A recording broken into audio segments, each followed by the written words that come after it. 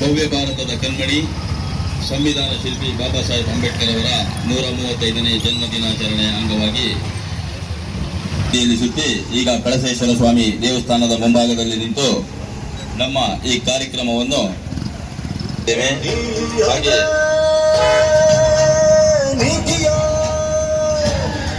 ನಮ್ಮ ಸಂಚಾಲಕರಾದಂತಹ ನಿಂಗಪ್ಪಣ್ಣನವರು ಹೊರಟಂತ ಈ ಒಂದು ವಾಹನ ಜಾಥಾ ತಮಗೆಲ್ಲರಿಗೂ ಗೊತ್ತಿದ್ದಂತೆ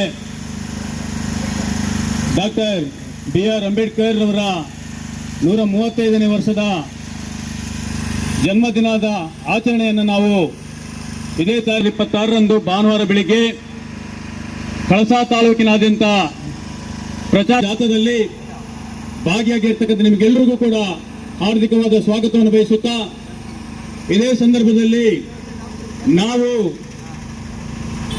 ಮೊಟ್ಟ ಮೊದಲ ಬಾರಿಗೆ ಎಲ್ಲ ವಿವಿಧ ದಲಿತ ಪರ ಸಂಘಟನೆಗಳನ್ನು ಒಟ್ಟುಗೂಡಿಸಿ ಈ ಒಂದು ವೇದಿಕೆಯನ್ನು ನಿರ್ಮಾಣ ಮಾಡಿಕೊಂಡು ಇವತ್ತು ಜಾಥಾದ ಮೂಲಕವಾದಂತಹ ಎಲ್ಲ ನಾಗರಿಕ ಬಂಧುಗಳನ್ನು ಕೂಡ ಈ ಒಂದು ಸಂದರ್ಭದಲ್ಲಿ ನಮ್ಮ ಈ ಕಾರ್ಯಕ್ರಮಕ್ಕೆ ಸ್ವಾಗತವನ್ನು ಬಯಸುತ್ತಾ ಹಾಗೆಯೇ ನಿಮಗೆಲ್ಲರಿಗೂ ಕೂಡ ಮೊದಲನೇದಾಗಿ ವಂದಿಸುತ್ತಾ ಈಗಾಗಲೇ ತಮಗೆಲ್ಲರಿಗೂ ಗೊತ್ತಿದ್ದಂತೆ ನಮ್ಮ ಭಾರತ ದೇಶ ಸಂವಿಧಾನಗೊಂಡು ನಮಗೆಲ್ಲರಿಗೂ ಕೂಡ ಉತ್ತಮವಾದಂತಹ ಒಂದು ಕಾನೂನು ರೀತಿಯಾದಂತಹ ಸಂವಿಧಾನ ರೂಪುಗೊಂಡಿದೆ.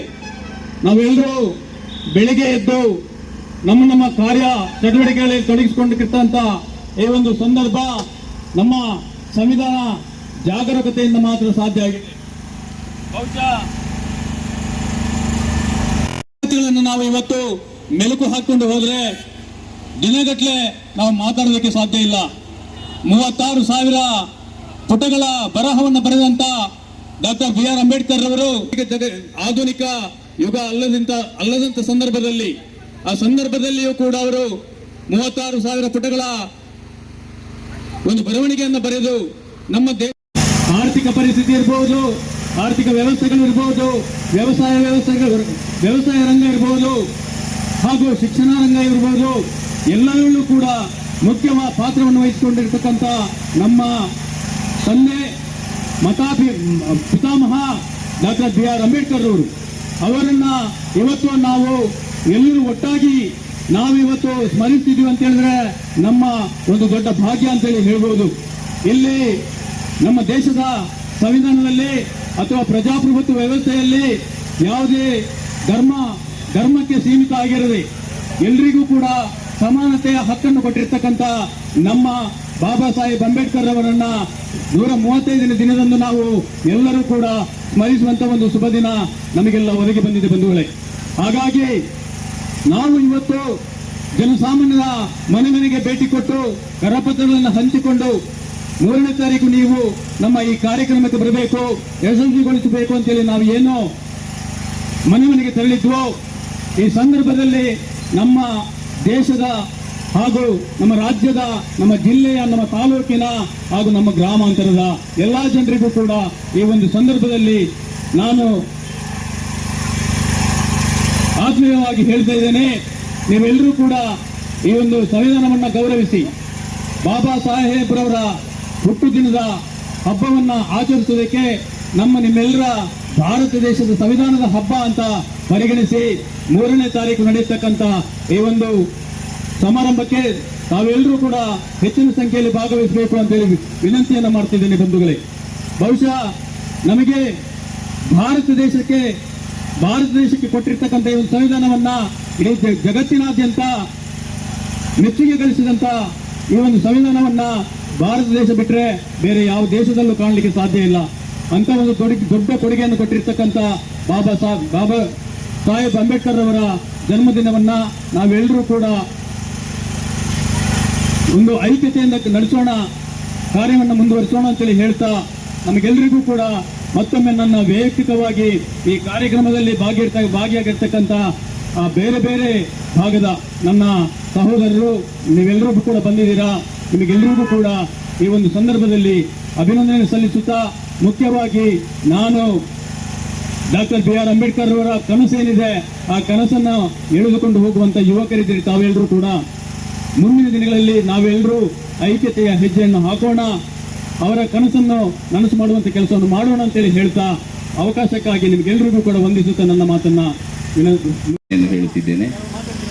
ಹಾಗೆ ಸಂವಿಧಾನ ಶಿಲ್ಪಿ ಬಾಬಾ ಸಾಹೇಬ್ ಅಂಬೇಡ್ಕರ್ ಅವರ 135ನೇ ಜನ್ಮದಿನಾಚರಣೆಯ ಅಂಗವಾಗಿ ಇಲ್ಲಿಗೆ ಸೇರಿರ್ತಕ್ಕಂಥ ಎಲ್ಲ ನಮ್ಮ ಕಾರ್ಯಕರ್ತರು ಹಾಗೂ ನಮ್ಮ ಅಧ್ಯಕ್ಷರಾದಂಥ ಹಾಗೆ ಭವ್ಯ ಭಾರತದ ಕಣ್ಮಣಿ,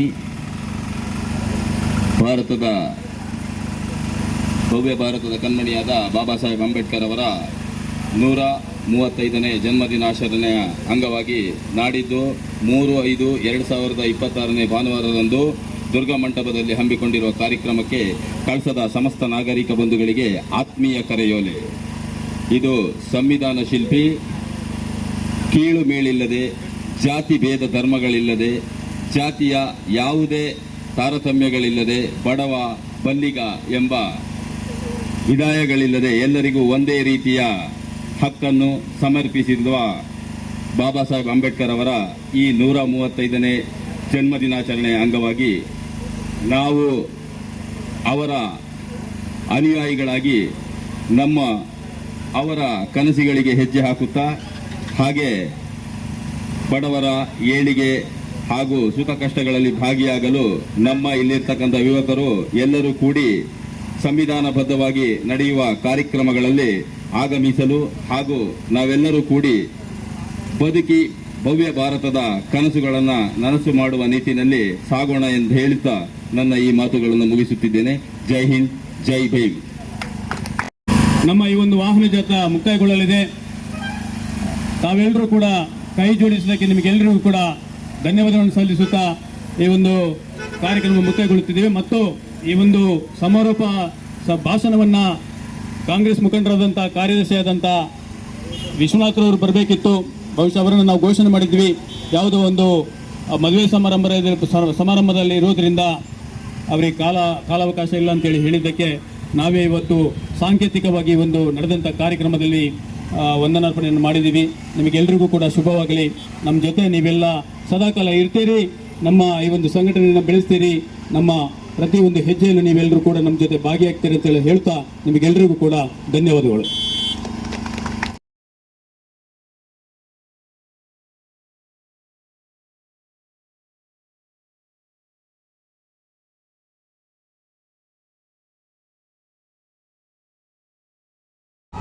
ವಿಡಿಯೋ ನೋಡಿದ್ದಕ್ಕೆ ಧನ್ಯವಾದಗಳು. ಮುಂದಿನ ವಿಡಿಯೋದಲ್ಲಿ ಸಿಗೋಣ. ಕ್ಷಣ ಕ್ಷಣದ ಸುದ್ದಿಗಾಗಿ ವೀಕ್ಷಿಸಿ ನ್ಯೂಸ್ ಕರ್ನಾಟಕ, ಸದಾ ನಿಮ್ಮ ಜೊತೆ.